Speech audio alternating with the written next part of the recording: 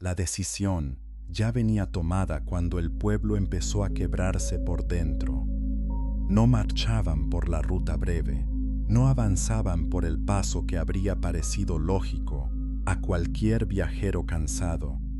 Edom había cerrado el camino, y aunque Moisés había pedido paso con palabras medidas, recordando parentesco y necesidad, la respuesta llegó armada, seca, sin una rendija de hospitalidad. Números 20, 14, 21. De modo que Israel volvió sobre sus pasos y rodeó por el camino del Mar Rojo, como si el desierto quisiera enseñarles.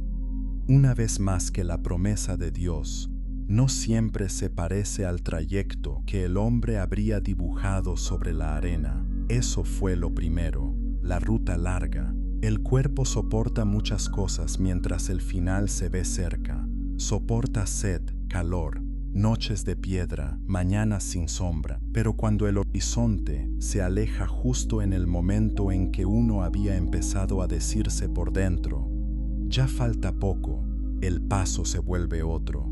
La Escritura lo dice con una sobriedad que hiere. Se desanimó el pueblo por el camino. Números 21:4.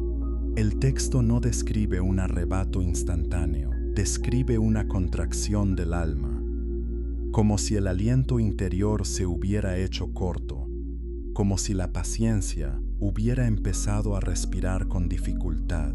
Hay derrotas visibles y hay derrotas que no hacen ruido al principio. Esta fue de las segundas. El campamento seguía existiendo. Las tiendas seguían levantándose. La nube de Dios no había abandonado a su pueblo. La promesa no había sido retirada. Pero por dentro algo se había encogido. El cansancio no solo pesaba en las piernas, pesaba en la interpretación de todo. Cuando el corazón entra en ese estado, el pan ofende, el recuerdo se altera, la misericordia parece rutina y la guía de Dios empieza a sentirse como un agravio. Conviene no pasar demasiado rápido por este punto. Israel no estaba en Egipto, no estaba bajo los látigos de Faraón, no estaba construyendo ciudades para otro. Andaba en un desierto, sí, pero andaba con la memoria de un mar abierto, con agua sacada de la roca, con enemigos vencidos, con una presencia que no podía reducirse a una teoría. Habían visto demasiado como para hablar de Dios, como si nunca les hubiera dado nada, y sin embargo la gratitud no se conserva sola. Hay que guardarla, hay que volver a ella, hay que obedecer también con el ánimo cansado, no solo en la hora brillante. El rodeo alrededor de Edom tenía algo más que geografía. Era una escuela áspera. Dios no había perdido el control del viaje. Dios también estaba en el camino que no gustaba. A veces el pueblo de Dios interpreta la demora como abandono, cuando en realidad es obediencia bajo presión. No recibieron permiso para aplastar a Edom, ni para abrirse paso por la fuerza. Tuvieron que renunciar al atajo, tuvieron que aceptar la larga curva, y pocas cosas exponen tanto el corazón como una obediencia que no da resultados rápidos. Allí empezaron las frases que luego se volverían veneno. Un hombre levantaba su tienda y miraba a otro con la fatiga convertida en ironía. Una mujer repartía una porción del día y tardaba un segundo más de la cuenta en pronunciar bendición. Los jóvenes, que ya no conocían Egipto sino por relato ajeno, heredaban la impaciencia de los mayores, sin haber visto el Nilo teñido de sangre, ni los primogénitos caídos. En cada grupo humano llega un punto en que el descontento deja de ser una emoción privada y se vuelve clima. Nadie recuerda quién abrió la primera puerta. De pronto todos están respirando el mismo aire pesado. No era la primera vez que murmuraban. El desierto había oído otras quejas, otras rebeldías, otros deseos de volver atrás. Pero hay momentos en que la repetición del pecado no lo vuelve menos grave, lo vuelve más lúcido. A esta altura del viaje, el pueblo no podía alegar desconocimiento. Lo que vendría no sería la protesta torpe de un recién rescatado, sino el desprecio de quienes habían vivido de la paciencia divina y aún así se permitían tratarla como poca cosa. Moisés caminaba entre ellos con ese peso peculiar, del que intercede por personas que una y otra vez confunden disciplina con maldad.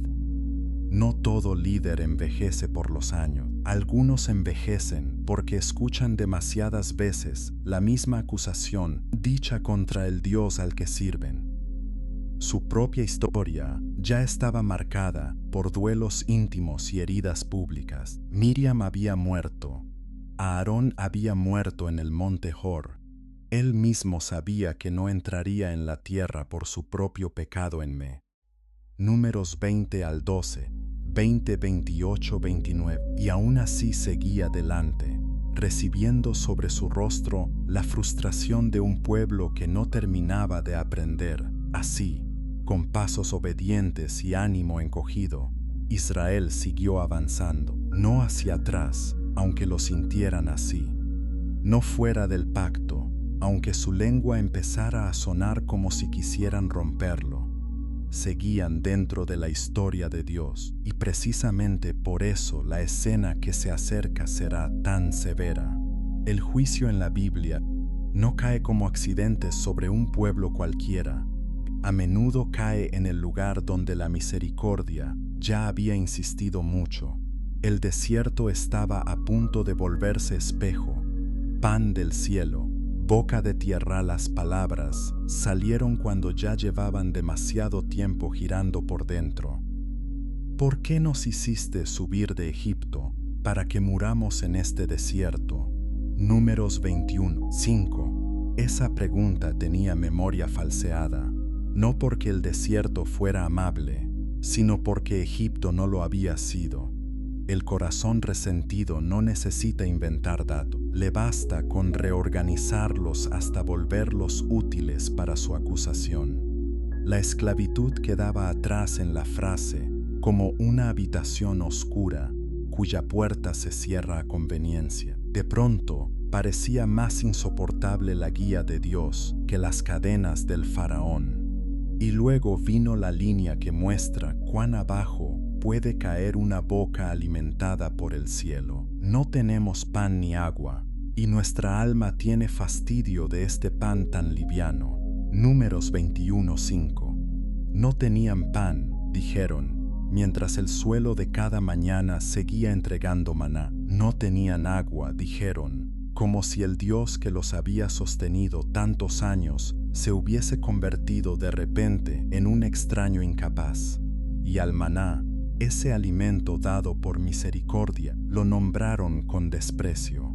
El mismo don que había evitado la muerte del pueblo durante décadas fue tratado como cosa cansina, indigna, casi inmunda. Allí el pecado ya no era simplemente hambre. Era rechazo moral al modo en que Dios había decidido sustentarlos. El maná nunca fue gourmet.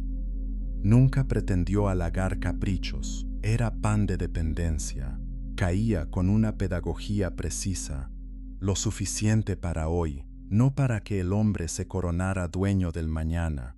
Doble porción antes del sábado, no para premiar astucias, sino para enseñar reposo. Una provisión cotidiana que humillaba la ilusión de autosuficiencia. Éxodo 16:4, 5, 16:19, 20, 16:29, 30. Por eso resultó tan ofensivo para el orgullo. El pan de Dios no solo alimentaba el cuerpo, administraba el ego. Cada amanecer decía lo mismo: vivirás de lo que recibas, no de lo que controles. Moisés ya había oído otras protestas relacionadas con comida. Carne en vez de maná, recuerdos adornados de las ollas egipcias, lágrimas que en realidad eran desafío. Números 11:4, 6. Pero aquí hay una aspereza particular.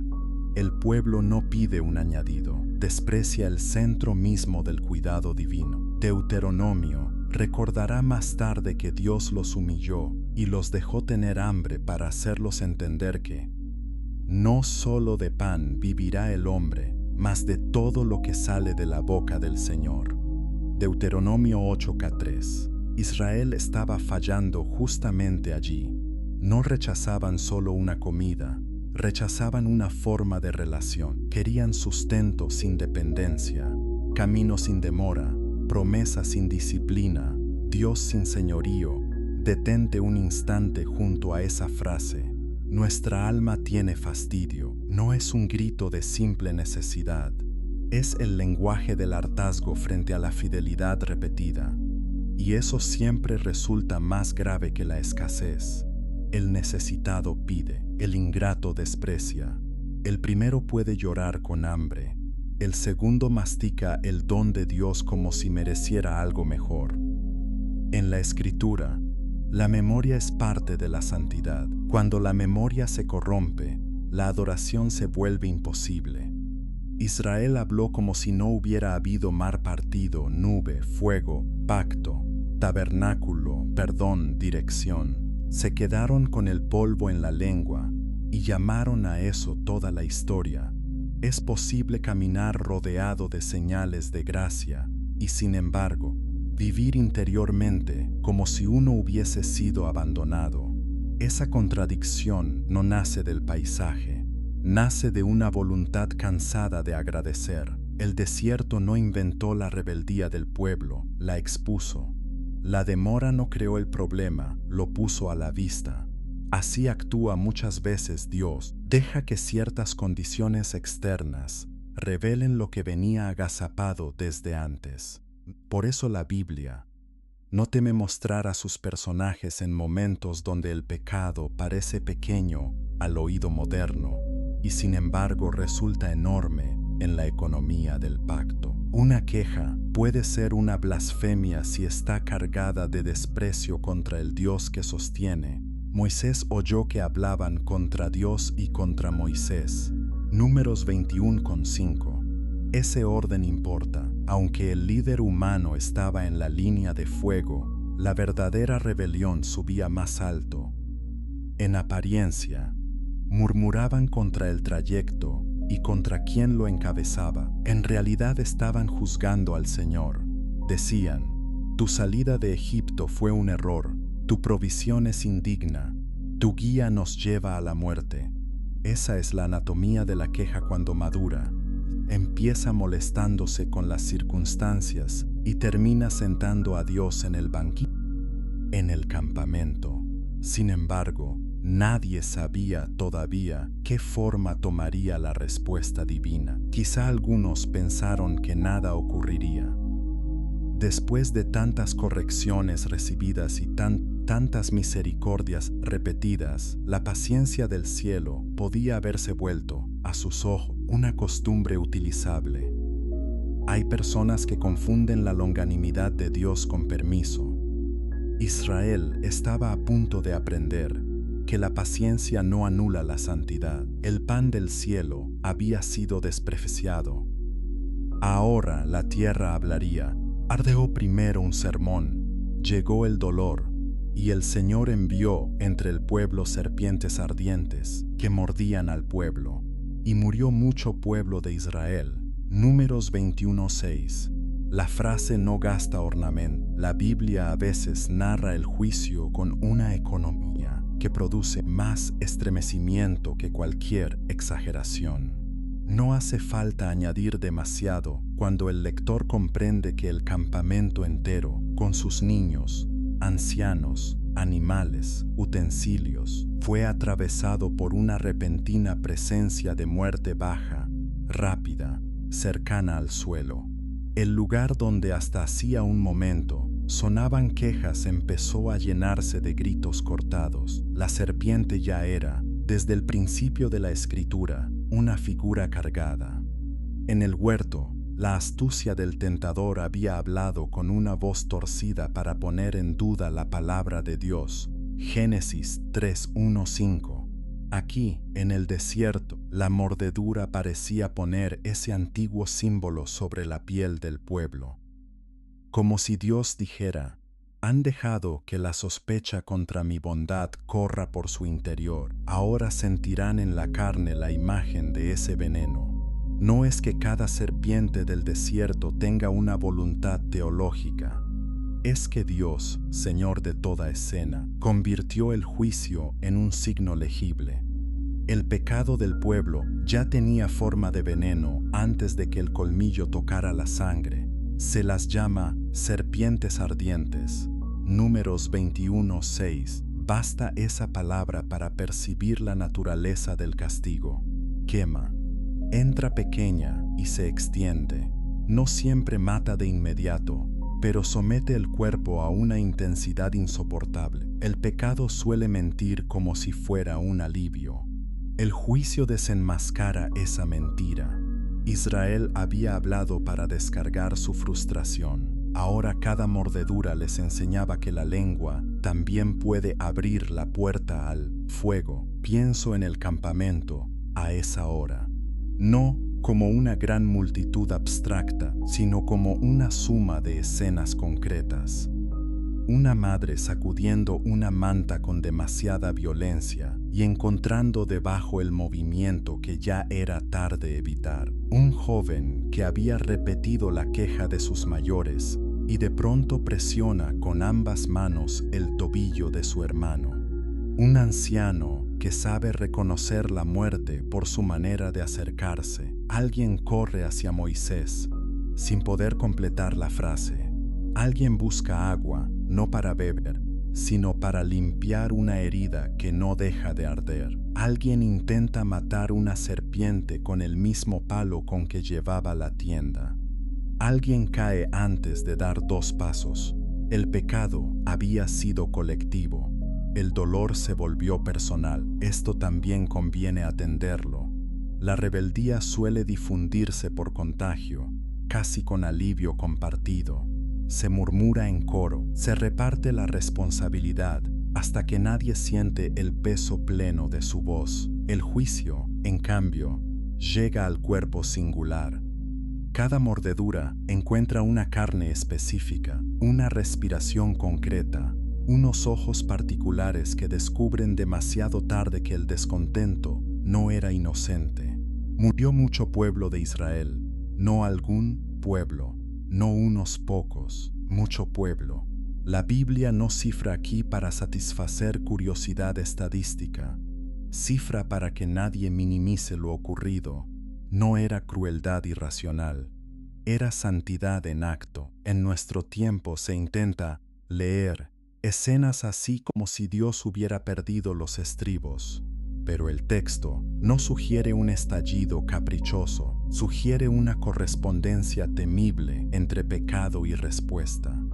Habían despreciado al Dios que les daba vida diaria. Ahora la muerte se paseaba entre sus tiendas. Habían tratado el don del cielo como basura. Ahora la tierra misma parecía devolverles un símbolo de maldición. Habían hablado contra el Señor. Ahora el Señor hablaba mediante una forma de juicio. Con azar, aún en eso hay una misericordia extraña. Y el juicio que se deja leer ya empieza a llamar al arrepentimiento. El golpe opaco endurece. El golpe inteligible puede quebrantar. Dios no aniquiló al pueblo en un solo instante. Permitió una plaga que dolía, sí, pero también enseñaba. Permitió una catástrofe que no dejaba margen para fingir neutralidad. El campamento entendió de inmediato que no estaba padeciendo una simple contingencia de ruta. Lo supieron por el momento, por la extensión, por la relación con su queja reciente, por la autoridad moral con que el dolor se instaló entre ellos. Aquí la narración bíblica rehúsa la sentimentalidad barata. No nos concede el lujo de llamar amor solo a lo que no corrige. El Dios del pacto hiere para salvar de una ruina mayor. La disciplina no niega su elección, la protege. Si el pueblo podía despreciar impunemente la provisión de Dios, ya estaba más cerca de la muerte espiritual que de cualquier serpiente física. El ardor en la sangre se volvió una parábola feroz del ardor moral que los consumía desde dentro. Un campamento entero aprendió, en pocas horas, que una boca sin reverencia puede abrirle paso al sepulcro. Bastó un día a velar cuando ya no queda aliento. El mismo pueblo que había hablado contra Moisés tuvo que correr hacia él, y esta vez no llegaron con acusaciones. Llegaron con una frase breve, limpia, casi desnuda. Hemos pecado por haber hablado contra el Señor y contra ti. Números 21:7. Hay confesiones largas que todavía se protegen y confesiones cortas que ya no se defienden. Esta pertenece a las segundas. No explican demasiado. No introducen matices a su favor. No piden primero que se reconozca su cansancio. Nombran el hecho. Hemos pecado. Hablamos contra el Señor. Hablamos contra ti. La serpiente había hecho en el cuerpo lo que la disciplina buscaba hacer en la conciencia: cortar la niebla. De pronto, la culpa ya no parecía una idea religiosa, sino una verdad tan inmediata como el ardor de una herida. El pueblo no discute la severidad del castigo, no dice que fue excesivo, no se compara con naciones peores, pide intercesión, ruega al Señor que quite de nosotros estas serpientes. Números 21:7. Es una escena notable por varias razones. Primero, porque muestra que el arrepentimiento bíblico no consiste en sentir vergüenza genérica, sino en reconocer con precisión dónde se pecó, contra quién se habló, qué don se despreció, qué autoridad se rechazó. Segundo, porque revela que aun después de tanta murmuración, el pueblo sabe a dónde ir. Corren a Moisés, no porque él sea la fuente del perdón, sino porque ha sido puesto por Dios como mediador en medio de una comunidad que no puede sostener sola. La misma figura que antes fue objeto de su protesta se convierte ahora en refugio de súplica. Moisés podría haber endurecido el rostro, podría haber dicho muy poco, podría haberse retirado un momento a saborear, al menos en silencio, la vindicación de sus años gastados. La Biblia, sin embargo, resume su reacción en una cláusula que lo honra profundamente. Y Moisés oró por el pueblo. Números 21:7. No hay rencor registrado, no hay demora teatral, no hay ajuste de cuentas. El hombre cansado intercede otra vez por quienes lo habían desgastado. En eso se reconoce el oficio de un verdadero pastor, y más aún, en la forma en que Dios prepara por adelantado figuras imperfectas del mediador perfecto. Moisés no redime con su sufrimiento, pero sí carga con la tarea ingrata de permanecer entre la santidad de Dios y la inconstancia del pueblo. Su oración no nace de ingenuidad, nace de obediencia y de compasión. Qué difícil resulta esa compasión cuando la herida viene de los mismos a quienes se sirve. No hablo aquí de indulgencia blanda, hablo de la decisión de seguir buscando vida para el otro, incluso después de haber recibido de su boca palabras injustas. Moisés no niega el pecado del pueblo, acaba de oír su confesión. Tampoco suplanta a Dios, ruega al Señor, pero entra una vez más en ese lugar de intercesión donde el resentimiento personal debe ceder ante la necesidad urgente del prójimo. Esa es una de las grandezas calladas de la historia.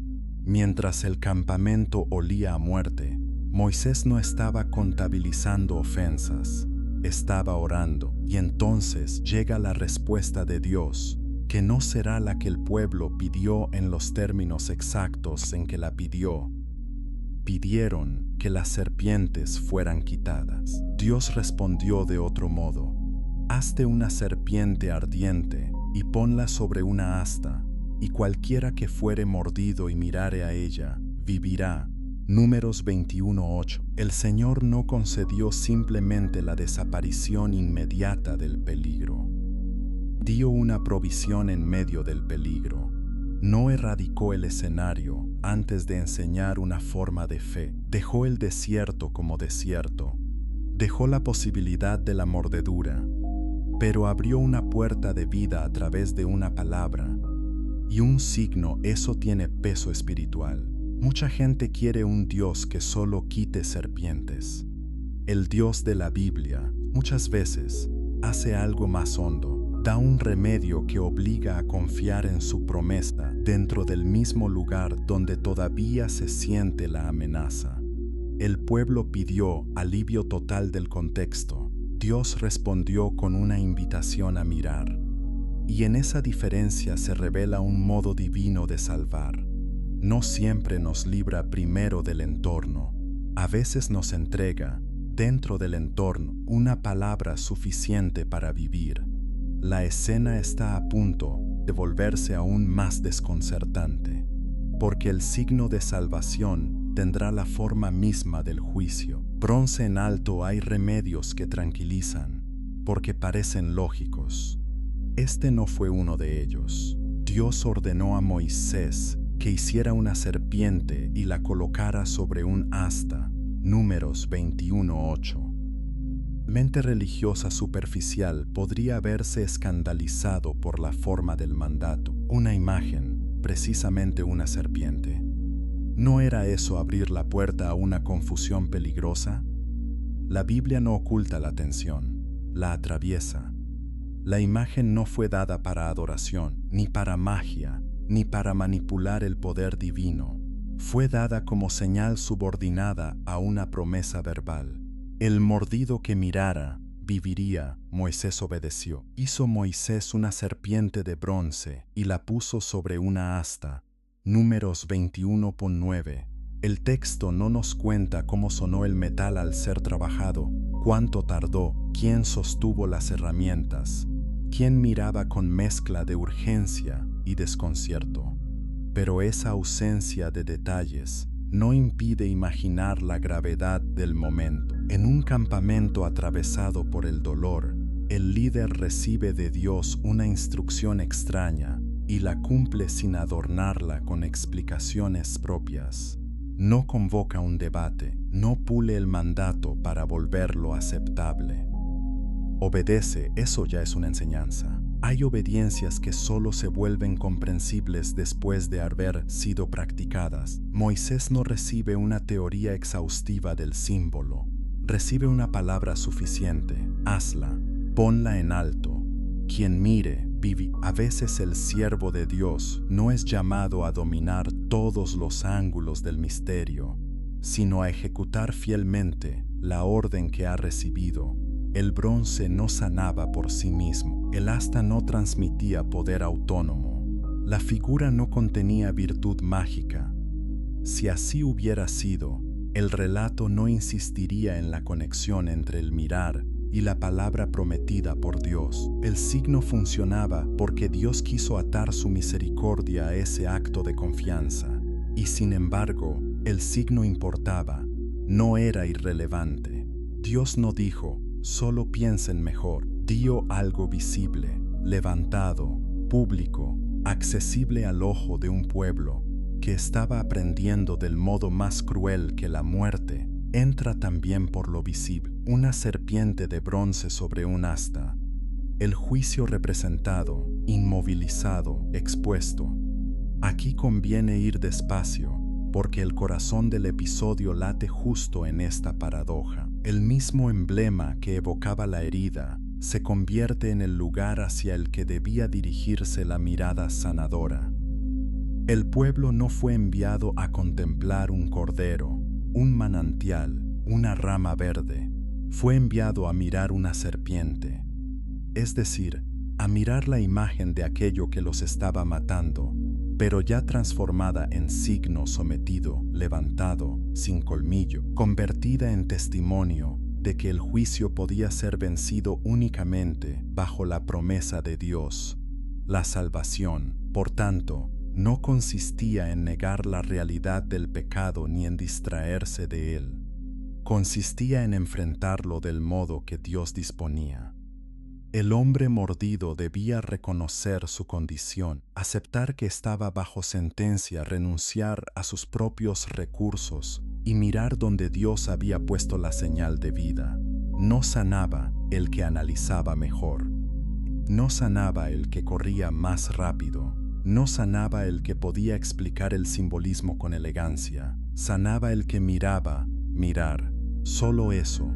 Para el orgulloso, ese solo puede resultar ofensivo porque no permite exhibición, no premia habilidad, no distingue al fuerte del débil. Un anciano podía mirar, un niño podía mirar, un herido tendido, si aún levantaba los ojos, podía mirar. El remedio estaba al alcance del acto más humilde del cuerpo. Dios no pidió una hazaña, pidió fe. Y la fe en ese momento se volvió tan concreta como el movimiento de la cabeza y la dirección de los ojos. Tal vez algunos resistieron un instante. Siempre hay quien prefiere una solución más parecida a su propio criterio. Tal vez alguno pensó que era demasiado simple. Tal vez otro consideró indigno recibir vida mediante un signo tan extraño. La Escritura no se entretiene en esos posibles debates. Corta, con una frase decisiva, y cuando alguna serpiente mordía a alguno, miraba a la serpiente de bronce y vivía. Números 21:9. La repetición importa, mordía, vivía, una y otra vez, en muchos cuerpos, en distintas tiendas, en diferentes horas del día. El asta en medio del campamento se volvió línea divisoria entre dos maneras de responder a la herida: autoafirmación o confianza. El que miraba confesaba, sin pronunciar más palabras, que no podía salvarse a sí mismo. Confesaba que Dios tenía derecho a definir también la forma del remedio. Confesaba que la obediencia no es en la lógica previa del hombre. Y confesaba algo más profundo aún: que la misericordia puede llegar con la forma de aquello que antes inspiraba espanto. No corras todavía hacia el Nuevo Testamento. Quédate aquí un poco más. Mira el asta levantada sobre el polvo. Mira a los heridos levantando el rostro entre lágrimas, entre espasmos, entre respiraciones rotas. Mira a Moisés observando cómo la palabra de Dios crea un camino de vida en el mismo lugar donde la muerte parecía tener el control. Aquí ya hay evangelio en semilla, pero no conviene arrancarlo del terreno donde fue plantado. Primero, hay que dejar que la extrañeza del desierto haga su trabajo. Primero, hay que admitir que Dios no está obligado a sanar según la estética que nos agrada. Primero, hay que aceptar que su salvación puede humillar la inteligencia humana antes de consolarla. La serpiente de bronce no eliminó la historia de la mordedura, la venció pasando a través de ella. Cura que ofende al orgulloso. La escena era escandalosamente desigual. Un hombre de gran vigor y un niño casi sin voz recibían el mismo remedio. Una mujer que había callado y un quejoso conocido en toda su sección del campamento quedaban situados en la misma necesidad. El colmillo no preguntaba rango, la cura tampoco. Así obra la fe cuando Dios la pone en el centro. No halaga biografías, no distribuye salvación según currículo moral. No premia al que mejor habló el día anterior. El pecado había alcanzado al pueblo y el juicio había entrado en su historia. Ahora la vida era ofrecida por un camino que ningún israelita podía convertir en trofeo personal. Si alguien sobrevivía, no era porque hubiera negociado mejor, corrido más, merecido más. Sobrevivía porque creyó la palabra del Señor y levantó los ojos. Esa desnudez del acto importa tanto como la propia sanidad. En muchas historias humanas, el rescate se vuelve un escenario para exaltar al rescatado. Aquí sucede lo contrario. Cada recuperación confirmaba la impotencia del hombre.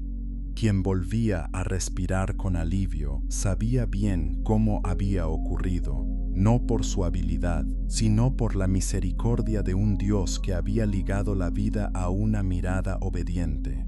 Hay formas de salvación que dejan espacio para la jactancia.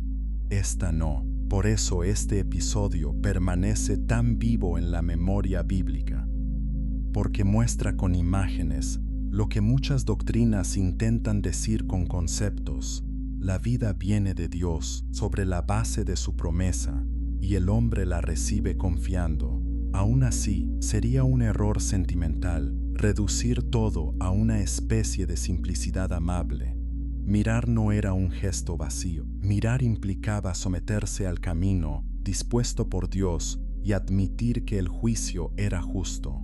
Nadie miraba con ligereza. El que alzaba la vista hacia el asta lo hacía sabiendo que había sido mordido, que no podía curarse por sí solo y que dependía enteramente de una palabra externa. La fe bíblica no es una niebla interior agradable. Es una respuesta concreta a la voz de Dios en medio de una necesidad que no admite maquillaje. Hay otra dureza en la escena. Dios no quitó inmediatamente las serpientes. El remedio operaba en un mundo donde todavía había mordeduras. Eso significa que la señal de salvación no borraba la fragilidad del campamento de un golpe. Había que vivir mirando. Había que existir bajo una provisión que obligaba a recordar. El pueblo no fue autorizado a convertir el acontecimiento en una técnica. No se trataba de poseer un objeto poderoso, sino de responder una y otra vez a la palabra divina. La diferencia es enorme. La técnica pone el control en manos del hombre. La fe lo devuelve a Dios. Quizá por eso el relato es tan apto para desarmar religiosidades orgullosas. Hay quienes aceptan un Dios que exige sacrificios heroicos, porque eso permite medir quién se entrega más. Hay quienes incluso prefieren una ética agotadora, si con ella pueden sostener la ilusión de que cooperan decisivamente en su propia salvación. Pero el acto de mirar desarma ese esquema. ¿Qué contribuye el moribundo? Solo su necesidad. ¿Qué aporta? Su confianza. ¿Qué puede exhibir? Excepto la herida que lo llevó a obedecer. Y aquí, si uno escucha con cuidado, el desierto empieza a hablar más allá de sí mismo, porque la serpiente levantada no es solo una solución provisional para un episodio aislado, es una gramática. Enseña que Dios puede tomar el signo del juicio y volverlo, bajo su propia palabra, en vehículo de vida. Enseña que la salvación no llega negando la gravedad del pecado, sino enfrentándola de manera vicaria y pública. Enseña que el remedio debe estar al alcance de todos y al mismo tiempo ser inútil para el orgullo. Enseña que la fe mira fuera de sí. Quisiera quedarme un poco más en esa última línea, porque allí se toca una de las miserias más persistentes del alma humana. El hombre siempre busca mirarse a sí mismo en la hora decisiva. Sus intenciones, su fuerza, su intensidad, su historia, su arrepentimiento, su capacidad de sostener promesas. Incluso cuando habla de Dios, suele hacerlo desde un centro secreto donde todavía quiere certificarse. Pero en Números 21, la vida no aparece al inspeccionar el propio interior, aparece al desviar la mirada hacia donde Dios ha levantado su señal. El herido no se cura estudiando su herida hasta el agotamiento. Se cura mirando el remedio dado por el Señor. Eso no desprecia la conciencia, la ordena. La conciencia lleva a la confesión. La confesión lleva a la súplica. La súplica lleva a la palabra de Dios, y la palabra de Dios dirige los ojos fuera de uno mismo. Así se rompe el circuito del yo como salvador. Así se aprende, en medio del ardor, que la misericordia no brota del suelo humano, desciende, con todo, El episodio deja una tensión que no conviene resolver demasiado rápido. El pueblo vivió porque miró una señal visible. ¿Qué ocurriría si algún día olvidaran que el poder no estaba en el metal, sino en el Dios que habló? ¿Qué pasaría si el instrumento de misericordia se emancipara en la imaginación popular y terminara ocupando el lugar del dador? La misma escena que glorifica la fe lleva dentro, como una semilla amarga, la posibilidad de una futura deformación. Toda señal sagrada corre ese riesgo. Una señal puede torcerse. No todas las perversiones religiosas nacen en la oscuridad. Algunas nacen al borde mismo de una experiencia verdadera. La serpiente de bronce fue, en su origen, una misericordia real. No un engaño, no un truco visual, no un episodio ambiguo. Fue una disposición de Dios en una hora de juicio, y por ella muchos vivieron. Números 21, 8, 9.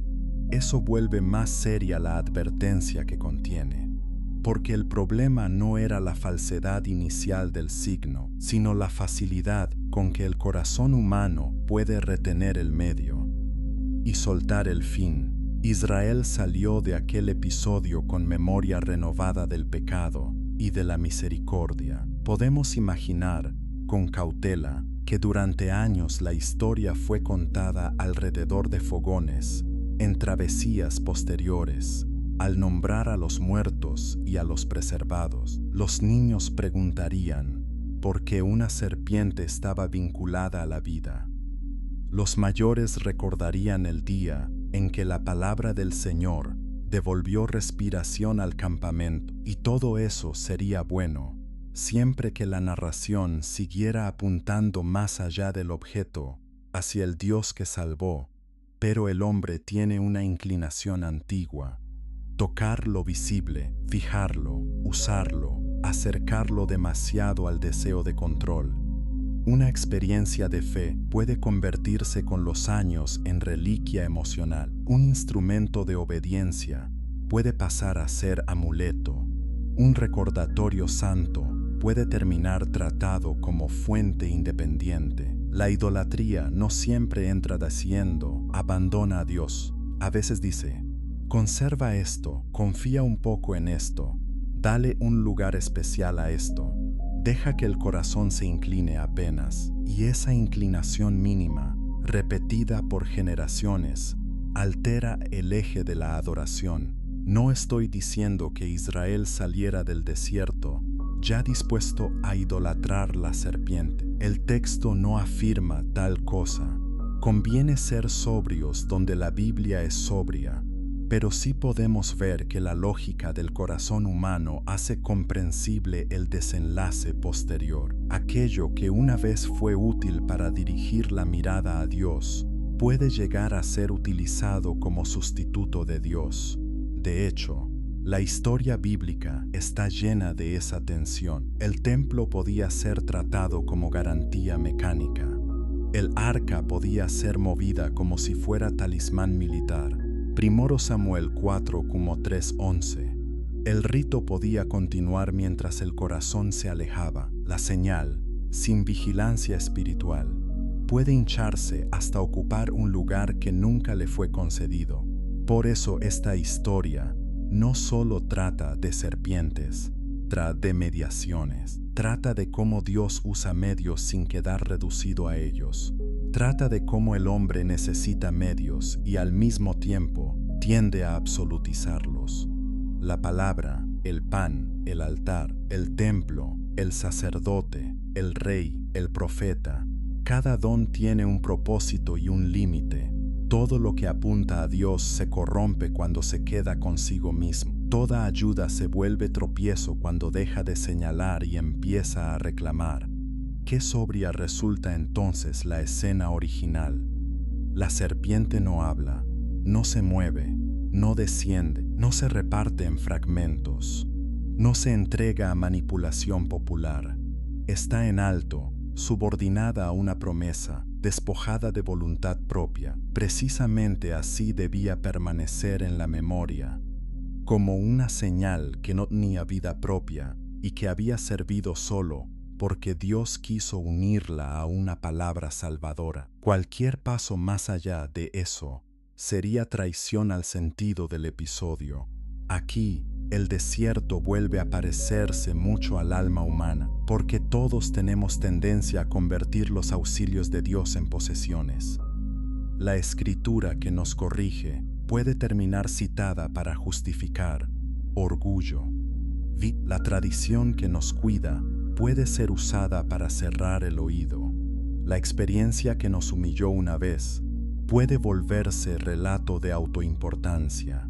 Incluso la cruz, si uno no tiembla un poco al decirlo, puede ser exhibida como signo cultural vacío en lugar de ser recibida como sentencia y salvación. El corazón no solo fabrica ídolos de cosas malas, también fabrica ídolos de cosas buenas. Y sin embargo, Dios no deja de dar signos por ese riesgo. Los da sabiéndolo. Los da y luego corrige cuando se pervierten. Los da porque conoce nuestra condición corporal y nuestra necesidad de memoria visible. Los da, pero insiste en que nunca son el término último, nunca el metal, nunca la madera, nunca el rito aislado, nunca la costumbre. Siempre Él, la serpiente de bronce, quedó en la historia de Israel, no como centro permanente del culto instituido por Dios, sino como una memoria que un día sería probada. Y cuando esa prueba llegara, la fidelidad exigiría un gesto doloroso. Sejustán pasaron siglos. El desierto quedó lejos en la memoria nacional. Hubo jueces, reyes, guerras, dives torcidos, reformas parciales, apostasías francas. El pueblo que una vez había mirado a una serpiente de bronce para vivir aprendió, olvidó, volvió a aprender, volvió a olvidar. Así transcurre con frecuencia la historia del pacto en la tierra de hombres inconsistentes. Lo sorprendente no es solo la fragilidad humana, lo sorprendente es la paciencia de Dios atravesándola.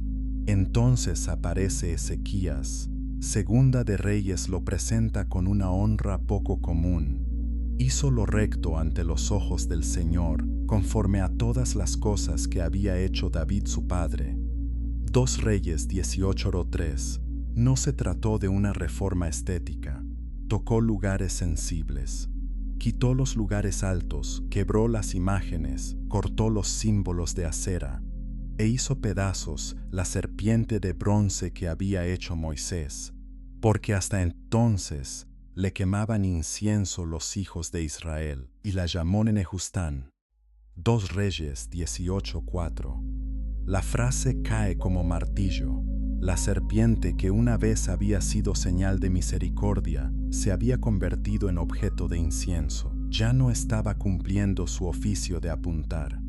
Estaba absorbiendo devoción. El pueblo no recordaba el desierto del modo correcto. Había retenido el metal y perdido el temblor. Había conservado la forma visible y desobedecido el sentido. En lugar de dejarse dirigir por el signo hacia el Dios vivo, se había detenido ante el signo mismo. Eso es idolatría en una de sus versiones más trágicas. Adorar mal algo que, en su origen, había sido dado por Dios. Ezequías no negoció con ese abuso, no abrió una comisión para evaluar su valor histórico, no la trasladó a un recinto digno como pieza venerable, la hizo pedazos, y al llamarla Nehushtan redujo su aura, la trató como lo que era en sí misma, un pedazo de bronce. El nombre suena casi desmitificador, deliberadamente terrenal. No es profanación de la memoria santa, es rescate de su sentido. Ezequías entendió que, una vez separado de la palabra que le dio significado, el objeto no merecía reverencia religiosa, merecía demolición. Hay una valentía particular en destruir lo que alguna vez fue legítimo, Cuando ese algo se ha convertido en rival del Señor, resulta más fácil denunciar ídolos ajenos que tocar los propios. Más fácil quebrar estatuas evidentemente paganas que remover aquello a lo que la comunidad ha unido recuerdos, identidad y afectos sagrados. Pero la fidelidad no puede ser sentimental cuando la adoración está en juego. Ezequías no desprecia la historia de Moisés, la honra precisamente al impedir que sea usada contra Dios. Muchos prefieren un culto lleno de objetos tocables, porque el Dios vivo no puede ser administrado. Un pedazo de bronce puede quedarse en un lugar, puede recibir humo, puede ser visitado, puede entrar en circuitos de control humano. El Señor, en cambio, exige obediencia real, exige conversión, exige confianza, no se deja guardar como pieza manipulable. Cuando el corazón quiere seguridad sin rendición, fabrica idolatría y a veces la fabrica con materiales tomados de la propia historia de la fe. Aquí se percibe otra vez la sobriedad de la Biblia. No protege los símbolos por encima no canoniza de manera supersticiosa las ayudas del pasado. No dice, como esto tuvo un uso sagrado, debe permanecer para siempre. Dice, más que lo sagrado puede ser profanado por mal uso y que, llegado el caso, debe ser destruido para que Dios vuelva a quedar solo en el centro. Esa lección resuena en toda época, también ahora, porque siempre estamos tentados a tratar nuestras mediaciones espirituales como sustitutos. A veces es una forma litúrgica, a veces un lenguaje doctrinal, a veces una tradición familiar, a veces una experiencia intensa del pasado, a veces una figura humana muy admirada. El problema no está en recibir dones, está en dejar que reciban la clase de confianza, apego o temor que corresponde únicamente al Señor. Cuando eso ocurre, la reforma euca no es decorativa, es quirúrgica, corta, nombra, quita incienso de donde nunca debió haberlo. Sin embargo, la destrucción de Nehustán no cancela el sentido original de la serpiente en el desierto. Lo preserva. La historia no pierde su valor porque el objeto haya sido corrompido. Al contrario, queda más claro que el poder nunca estuvo en la cosa, sino en Dios. Queda más claro que la salvación recibida al mirar no autorizaba adoración posterior del metal. Queda más claro que una señal solo permanece santa mientras sigue siendo señal. Siglos después, en otra noche, otro maestro tendría que aprender esa lección desde un ángulo todavía más profundo. Noche. Un maestro en Jerusalén, no tenía arena de Sinaí, pero también sabía de oscuridades interiores. Un fariseo llamado Nicodemo vino a Jesús de noche. Juan 3:1. Tal vez por cautela, tal vez por inquietud, tal vez porque ciertas conversaciones exigen sombra antes de alcanzar claridad. Era maestro de Israel, un hombre formado, conocedor de escritura, habituado al lenguaje de la ley y a las marcas visibles de la piedad. No venía como un escéptico vulgar, venía reconociendo señales. Sabemos que has venido de Dios como maestro, porque nadie puede hacer estas señales que tú haces si no está Dios con él. Juan 3:2. Jesús no le respondió quedándose en el nivel de la admiración. Fue directo al corazón. El que no naciere de nuevo no puede ver el reino de Dios. Juan 3:3. Nicodemo tropieza con la frase. Piensa en términos de posibilidad física, de regreso imposible al vientre, de límites biológicos. Jesús lo empuja hacia otra dimensión, nacimiento del agua y del espíritu, una obra divina que no puede reducirse a linaje, conocimiento o formalidad religiosa. Juan 3:4-8. Y en medio de esa conversación aparece, como una llama antigua que vuelve desde el desierto, la serpiente de Moisés. No es un detalle menor que Jesús elija precisamente esa imagen para hablar con un maestro de Israel. Podría haber citado muchas historias, podría haber señalado figuras reales, sacrificios, promesas, salmos. Sin embargo, dice: y como Moisés levantó la serpiente en el desierto, así es necesario que el Hijo del Hombre sea levantado, para que todo aquel que en él cree no se pierda, mas tenga vida eterna. Juan 3, 14, 15. Ese así es necesario abre una puerta inmensa. Jesús no toma el episodio como curiosidad exegética ni como ejemplo periférico, lo coloca en el centro del misterio de su propia misión. La serpiente levantada no era un accidente extraño en la historia de Israel. Era una figura que esperaba cumplimiento. Lo que ocurrió entre mordeduras y bronce era una sombra. Ahora el cuerpo de esa sombra estaba delante de Nicodemo en la persona de Jesús. El Hijo del Hombre sería levantado y la vida vendría otra vez mediante una mirada de fe, pero la comparación es incómoda. Debe serlo. Jesús no se compara con el poste, ni con Moisés, ni simplemente con el acto de mirar. Se relaciona con el conjunto del signo. Así como el juicio y la cura se encontraron en una serpiente expuesta en alto, así también algo decisivo ocurriría cuando él fuera levantado. No porque hubiera veneno en él, no porque hubiera maldad en su persona. La Escritura es clara al respecto. No hizo pecado, ni se halló engaño en su boca.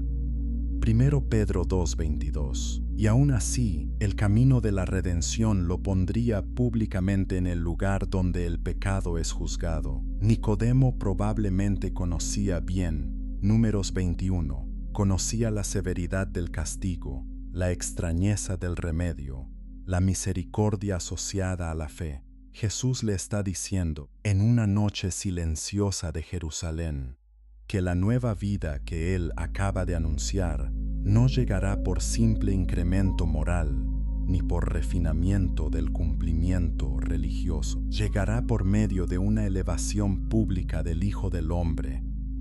Llegará a través de un acto divino, donde juicio, revelación y salvación se abrazarán de una forma que romperá todas las categorías cómodas. Es importante notar que Jesús no suaviza la historia del desierto para volverla presentable. No elimina la serpiente del ejemplo, no reemplaza la dureza del juicio con una metáfora más amable. La conserva. Eso significa que el Evangelio no nace de negar la gravedad del pecado, nace de llevarla hasta su cumplimiento redentor. La vida eterna no se ofrece porque la condición humana sea, en el fondo, ligera. Se ofrece porque la enfermedad es mortal y Dios ha provisto una cura que pasa por la exposición del mal y su condena. Aquí el verbo vuelve a ser humilde, creer, mirar, recibir, para que todo aquel que en él cree. Juan 3:15. La estructura espiritual es la misma del desierto, aunque el alcance sea infinitamente mayor. El hombre no se salva autoengendrándose, no se salva acumulando competencia religiosa, no se salva porque sabe hablar de Dios mejor que otros, se salva porque Dios levanta delante del mundo un medio de vida y llama a confiar en él. ¡Qué escena tan sobria y tan vasta! Un maestro viejo, una noche, un Galileo que habla con autoridad inesperada, y en medio de ellos la memoria de un asta en el desierto. Nicodemo probablemente entró en la conversación midiendo señales. Salió, al menos en potencia, con una herida abierta en la inteligencia, porque Jesús estaba reclamando para sí el centro tipológico de una antigua misericordia de Israel. Estaba diciendo, la mirada que salvó a los mordidos apuntaba hacia mí. Lo que Moisés levantó en figura, yo lo cumpliré en carne entregada. Ningún oyente serio podía recibir eso como adorno. El madero y el veneno. Cuando Jesús habló de ser levantado, no estaba usando un verbo inocente. En el Evangelio de Juan, esa elevación cargará la doble tensión de la cruz y la gloria, de la humillación pública y de la revelación del Hijo. Juan 8:28, 12:32-33. Lo que el mundo verá como derrota infame será al mismo tiempo el lugar donde el amor del Padre se expone sin disimulo. Pero antes de hablar de amor, conviene dejar intacta la dimensión judicial del asunto. El desierto no permite otra cosa. En Números 21, el pueblo estaba mordido, no solo amenazado, mordido. La muerte ya operaba. La serpiente de bronce no vino a asistir a personas sanas, vino para moribundos.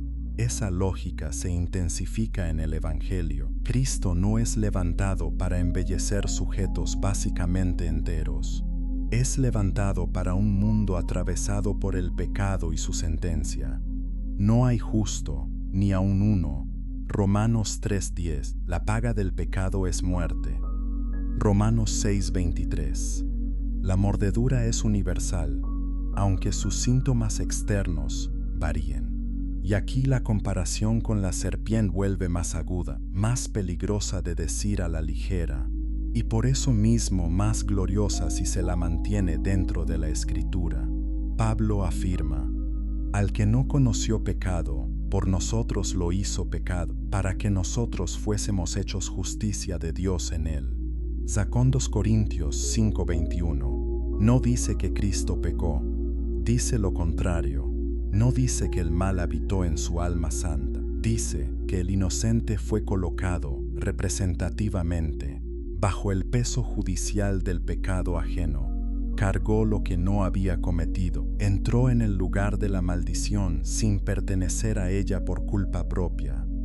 Cristo nos redimió de la maldición de la ley, hecho por nosotros maldición. Gálatas 3:13. Eso ayuda a entender por qué Jesús no rehúye la imagen de la serpiente levantada. El signo del desierto no sugería identidad moral entre el remedio y el veneno. Sugería exposición del juicio en una forma visible ordenada por Dios. Así también en la cruz, el pecado del mundo no se vuelve virtud ni queda minimizado. Queda juzgado, y el Hijo Santo se ofrece en el lugar donde esa condena se hace pública, dolorosa, incontestable, no porque Él merezca esa sentencia en sí mismo, sino porque la toma sobre sí como Cordero de Dios que quita el pecado del mundo. Juan 1:29. Detente aquí, no busques todavía una emoción fácil. La cruz suele ser repetida con tanta frecuencia que algunos han aprendido a pronunciarla sin estremecerse. Pero el vínculo con Números 21 impide esa costumbre vacía. Nos recuerda que la salvación cristiana nace en un paisaje de mordedura, juicio, confesión y mirada desesperada. Nos impide reducir a Cristo a maestro inspirador o a simple ejemplo moral. El Hijo del Hombre es levantado como el lugar donde la muerte que correspondía a otros recae sobre uno que no la debía. Eso no anula su enseñanza, la funda, no cancela su amor, lo vuelve terrible y hermoso a la vez. Moisés levantó una figura muda de bronce.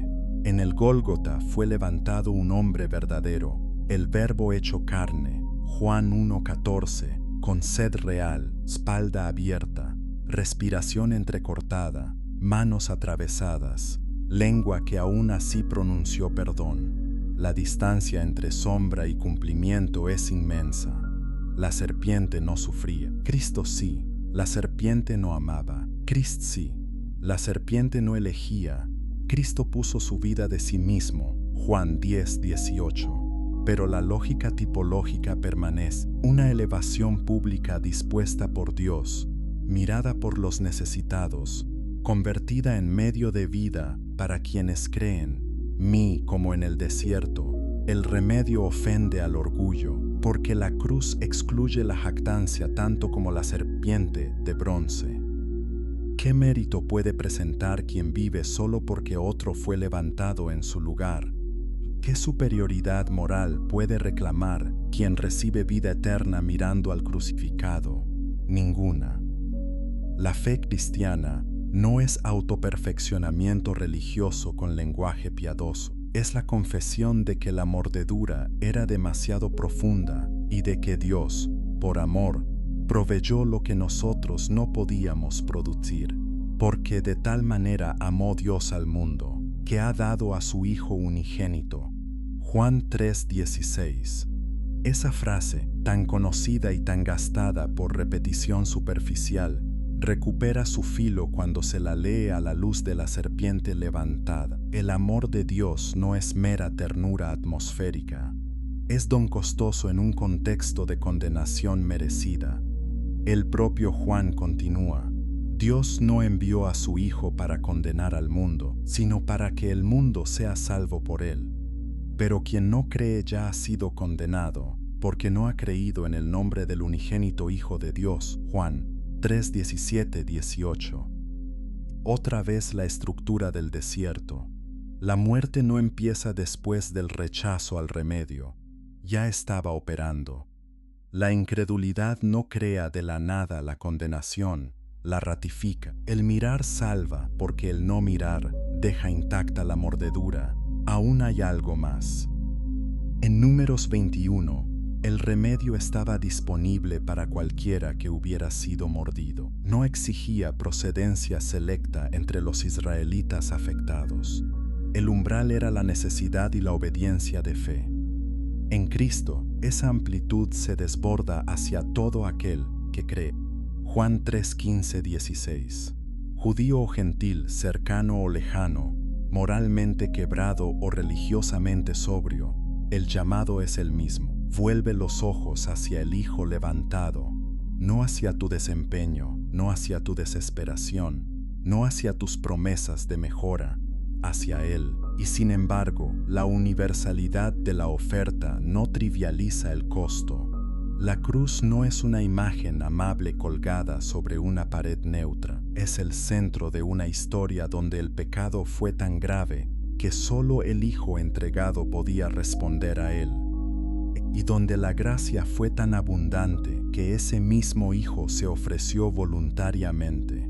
Quien mira a Cristo por fe no está optando por una terapia espiritual, está entrando, temblando quizá, en la única salida que Dios ha levantado en medio de un mundo envenenado.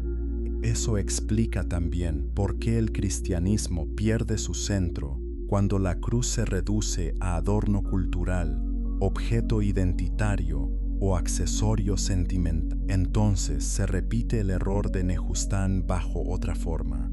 Se retiene el símbolo y se vacía el significado. Se exhibe el signo mientras se rechaza la sentencia que pronuncia sobre el pecado y la misericordia que anuncia al culpable. La cruz no fue dada para incienso vacío, fue dada para fe, arrepentimiento y vida, mirar hasta vivir. La Biblia no insiste en mirar porque admire gestos débiles, insiste porque conoce el orgullo humano. El hombre quiere hacer, incluso herido, quiere hacer, quiere aportar, completar, negociar, demostrar. Por eso la salvación por fe resulta tan escandalosa en toda época. Parece demasiado humilde para el ego religioso y demasiado severa para el ego secular. Al primero le irrita porque no puede exhibir mérito, al segundo porque le obliga a admitir culpa real. Mirar a la serpiente de bronce, mirar a Cristo levantado. En ambos casos, la vida pasa por una renuncia, la renuncia a ser el propio remedio.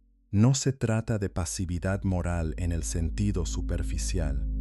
La fe bíblica no es pereza del alma, es abandono de la autosuficiencia. El que miraba en el desierto obedecía una palabra concreta de Dios. El que cree en Cristo responde a una revelación concreta de Dios.